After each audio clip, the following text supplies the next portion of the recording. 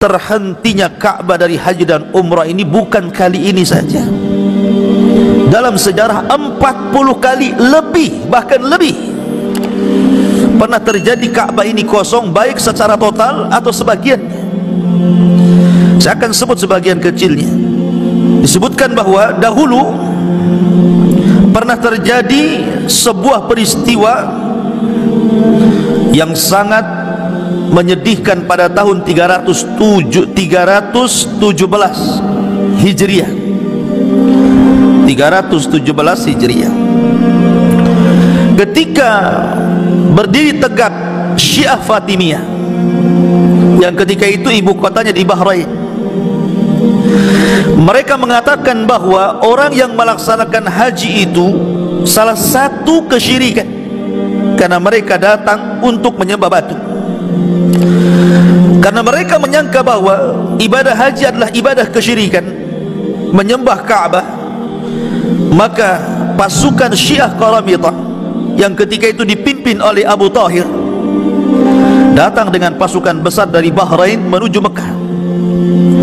Akhirnya kemudian mereka membantai jamaah haji yang sedang haji, bahkan korban yang meninggal dibantai oleh pasukan Qaramitah ini sampai 30.000 jemaah haji mati. Bayangkan, ini bukan jumlah yang sedikit. 30.000 dibantai, bahkan yang berusaha untuk menempel di kiswah Ka'bah pun dibantai. Subhanallah. Mereka tidak dimandikan, mereka tidak dikafankan, mereka tidak disolatkan, bahkan mereka dimasukkan ke sumur Zam-Zam. Bukan itu saja, Qaramitah mengambil Hajar Aswad, dicungkilnya Hajar Aswad itu, kemudian dikeluarkan dari Ka'bah, kemudian dibawa ke Bahrain. Ada yang mengatakan Hajar Aswad itu baru dikembalikan dari Bahrain ke Mekah itu setelah 20 tahun. Itu pun karena ada wabah yang menimpa kerajaan Qaramitah, karena mereka telah mencuri Hajar Aswad, memindahkan dari Ka'bah sampai ke Bahrain. Ini terjadi pada tahun 317. Lah ketika itu tidak ada haji, tidak ada umrah, orang ketakutan. Ma'asyiral muslimin yang dimuliakan Allah Azza wa Jalla.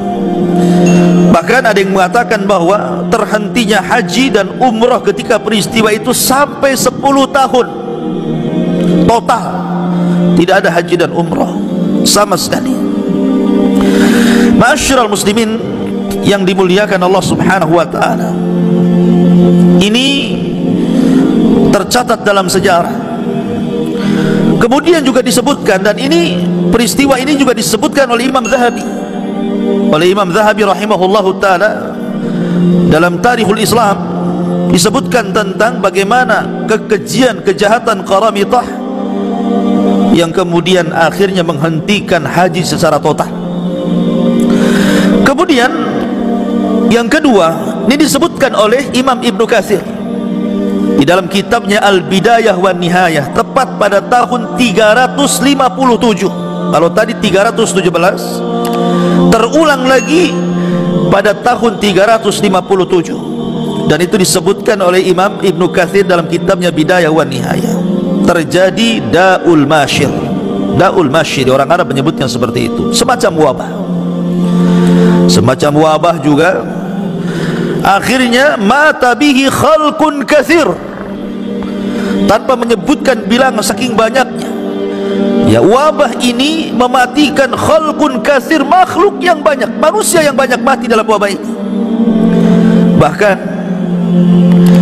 unta-unta yang merupakan kendaraan jemaah haji itu semua pada mati kehausan.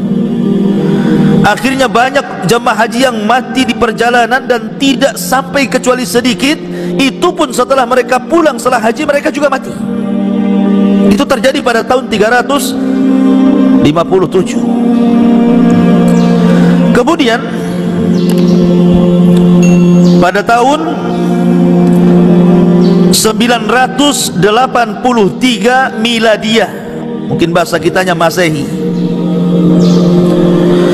ada yang mengatakan bahwa lam yahuj ahadun minal Iraq, tidak ada satupun orang Irak yang haji. Artinya sebagian negara terhalang haji. disebabkan al-fitan wal khilafat baina khulafa'i Bani al-Abbas wa khulafa'i Bani Ubaid, karena ketika itu terjadi perang antara Bani Abbas dan juga Bani Ubaid, sehingga orang-orang Irak mereka tidak haji, terhalang. Kemudian juga pada tahun 1213 Hijriah juga terhalang orang-orang untuk berangkat haji.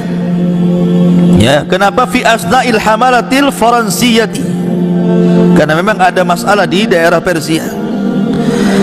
Kemudian juga terulang pada tahun 1344 Hijriah. Ini pun terjadi di Mesir, ada masalah besar, kemudian mereka tidak bisa haji. Kemudian juga pada tahun 1253 orang-orang Baghdad, Irak, mereka terhenti juga tidak bisa haji sampai 10 tahun setelah wafatnya Khalifah Muntasir. Khalifah Mustansir. Kemudian pada tahun 1257 Miladiah, orang-orang Hijaz, kalau sebut Hijaz itu Mekah dan Madinah, juga tidak haji, ya, disebabkan banyak masalah. Kemudian juga terulang di Mekah itu pada tahun 1814, banyak orang yang meninggal dunia, sekitar 8.000 orang meninggal di Hijaz karena taun, sehingga tidak ada orang yang haji. Orang-orang Hijaz tidak ada yang haji. Kenapa? Tersebar wabah taun, sampai yang meninggal itu 8.000 orang. Kemudian pada tahun 1831 Masehi ada lagi wabah berasal dari India sana, dan itu ketika terjadi musim haji, sehingga akhirnya wabah ini menular kepada jemaah haji, sehingga banyak orang yang meninggal dari jemaah haji. Maka ketika itu dihentikan. Kemudian juga pada tahun 1168 juga terjadi perang, sehingga banyak negara-negara yang kemudian tidak melaksanakan haji. Ma'asyiral muslimin yang dimuliakan Allah Subhanahu wa taala, jadi kesimpulannya ikhwan, bahwa banyak sekali peristiwa-peristiwa kenapa sampai kemudian Mekah itu dikosongkan. Apakah peristiwa hancurnya karena peperangan seperti di zaman Abdullah bin Zubair? Abdullah bin Zubair pernah berperang melawan Yazid bin Muawiyah, ya. Kemudian setelah itu, karena perangnya ketika itu menggunakan manjanik, manjanik itu ketepel besar, lemparan batu dari luar pakai ketepel besar, sehingga mengenai Ka'bah dan hancur, banyak hancur Ka'bah itu. Dan peperangan dimenangkan oleh Abdullah bin Zubair, akhirnya dibaiat menjadi khalifah Hijaz di Madinah.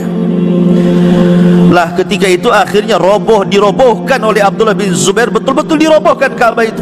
Dan ketika itu tidak ada orang yang haji dan umrah, namanya Ka'bahnya roboh dan dirobohkan. Kemudian dibangun kembali ala qawaid Ibrahim berdasarkan hadis Aisyah radhiyallahu anha. Jadi Abdullah bin Zubair membangun Ka'bah itu sebagaimana qawaid Ibrahim, bukan sebagaimana yang kita lihat hari ini. Kalau hari ini kan Ka'bah itu bangunannya yang dibangun orang Quraisy, separuh dibangun, separuhnya Hijr Ismail. Tapi oleh Abdullah bin Zubair, Hijr Ismail itu dimasukkan ke dalam Ka'bah. Jadi bentuk Ka'bah itu persegi panjang. Kalau sekarang kan kotak. Kenapa? Karena ketika itu Abdul Malik ibn Marwan belum sampai hadis Aisyah. Ketika mendengar bahwa Ka'bah itu dirubah oleh Abdullah bin Zubair, marah dia. Maka dia utus Hajjaj ibn Yusuf mau pasukan, kemudian menyerang Madinah dan Mekah. Maka meninggallah di tangan Hajjaj ibn Yusuf Abdullah bin Zubair. Dirobohkan lagi Ka'bah itu atas perintah Abdul Malik ibn Marwan, dibangun lagi, dikembalikan kepada bangunan yang pernah dibangun orang Quraisy. Dan ketika itu umrah terhalang, ya, karena dibangun lagi, dirobohkan, dibangun lagi, ya. Jadi dalam peristiwa kosongnya sekitar Ka'bah itu tidak ada yang tawaf di situ, bukan hanya kali sekali ini saja, tapi banyak sekali, bahkan ulama mencatat bukan 40 kali, 40 kali lebih. Walaupun yang disepakati 4 kali, memang total tidak ada orang haji dan umroh, kosong total. Dan yang terakhir ini masalah corona hari ini, tetapi lebih daripada itu dikosongkan oleh beberapa negara karena peristiwa-peristiwa macam-macam. Ada karena peristiwa tersebarnya wabah, ada karena mahalnya harga tiket, ada karena peperangan, ada karena politik, macam-macam. Tetapi ketika terjadi kekosongan Ka'bah dari zaman ke zaman itu, tidak ada pun tanda-tanda kiamat. Harusnya kalau memang ini diprediksikan ketika Ka'bah ini kosong, dan pernah Ka'bah ini kosong bukan hanya setahun. Kalau seandainya pemerintah Saudi ini kemudian membuka, mungkin tahun depan lagi, mungkin cuma setahun saja kosong. Tapi pernah terjadi di zaman penyerangan Qaram itu 10 tahun, tidak pun terjadi tanda-tanda kiamat. Ya. Artinya bahwa yang dimaksud di sini adalah, kalau yang dimaksud tanda-tanda kiamat besar, maka Anda terlalu jauh memprediksi. Tapi kalau ini tanda-tanda kiamat kecil, ya namanya tanda-tanda kiamat kecil itu bisa datang, bisa berlalu. Tapi tanda-tanda kiamat besar ini kalau sudah datang tidak bisa dihentikan. Hilang ini muncul itu, hilang itu muncul yang ini, hilang yang ini muncul yang itu, sampai akhirnya Allah kiamatkan dunia ini. Sehingga terlampau tergesa-gesa. Karena sebelumnya banyak yang memprediksi akan terjadi kiamat pada tahun 2000 sekian, tidak pun terjadi kiamat.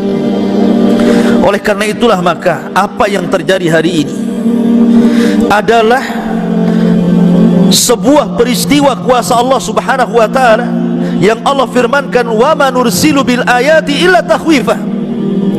Tidaklah kami utus tanda-tanda kuasanya kecuali untuk menakut-nakuti hambanya. Dengan terhentinya Ka'bah, semua orang jadi takut. Ada apa ini? Ada apa ini? Kenapa Ka'bah kosong? Kenapa tidak ada orang haji dan umrah? Semua orang takut. Allah katakan, wa ma nursilu bil ayati illa takhwifa.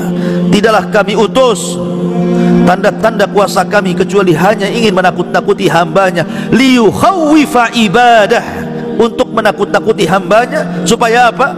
La'allahum yarji'un, agar mereka kembali kepada Allah Azza wa Jalla. Kalau memang betul prediksi bahwa Ramadan ini apabila kemudian berterusan Ka'bah kosong sampai bulan Dzulhijjah tidak ada orang haji, kemudian akan terjadi permulaan tanda-tanda kiamat besar, pertanyaannya, kenapa para ulama tidak angkat bicara sampai hari ini? Kenapa para ulama? Mereka hanya berpegang kepada beberapa karya ilmiah yang ditulis oleh hanya 1-2 orang saja, tanpa kemudian melihat para ulama-ulama yang lain. Di Saudi itu berjubel para ulama, karena gudangnya para ulama. Berapa orang yang kemudian memprediksi dan berapa orang yang kemudian menjauhi prediksi itu. Kalau memang ini perkara yang bahaya dan ini perkara penting, sebab kalau seandainya dijelaskan manusia bisa tobat, kenapa para ulama tidak angkat bicara? Ya, karena kalau bicara tentang nas-nas tanda-tanda kiamat besar, antum bisa lihat dalam kitab-kitab hadis para ulama ketika mensyarah tentang kitabul fitan, kitab fitnah yang akan terjadi akhir zaman, termasuk diantaranya tanda-tanda kiamat besar, sangat singkat dan sangat pendek. Beda dengan bicara fikih, bab solat, bab puasa, bab haji, bab toharoh, para ulama terbentang lebar, khilaf semua dijelaskan. Bagaimana menurut madhab Maliki, Syafi'i, Hambali, kemudian Hanafi, bagaimana istilal mereka, bagaimana perang dalil mereka, bagaimana tarjihnya, ulama sebutkan itu dalam kitab-kitab mereka. Tapi ketika mereka lewat pada nas-nas tentang tanda-tanda kiamat besar yang merupakan kitabul fitan, mereka tidak menjelaskan sedetil itu. Mereka hanya memberikan keterangan yang sangat singkat. Kenapa? Karena ini perkara gaib. Perkara gaib ini tidak bisa diprediksi. Semua kembali kepada Allah Subhanahu wa ta'ala. Tolong jangan kemudian mencocok-cocokkan logika seolah-olah kemudian hadis ini akan terjadi tahun ini.